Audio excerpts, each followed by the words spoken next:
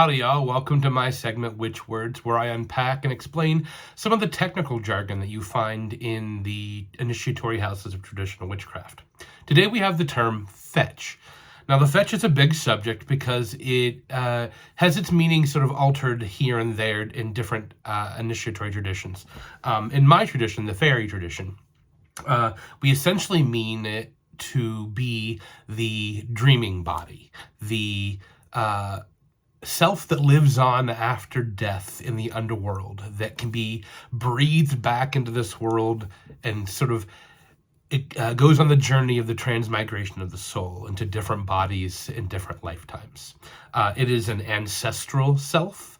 It is often thought of as the seat of magic and creativity. Most folks, most ordinary people who aren't witches don't have waking awareness of this part of themselves. But it is often understood that witches have an intimate understanding of this ancestral dreaming body that is them as well. That actually, all the selves are contained within the fetch.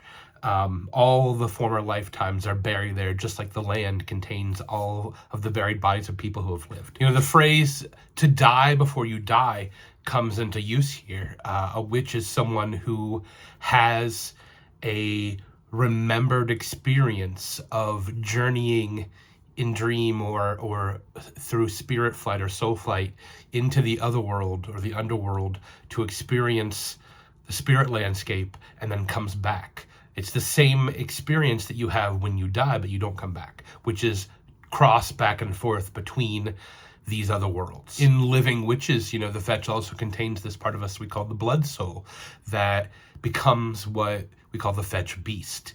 It is the part of us where we are married to our familiar spirit, our fetch mate.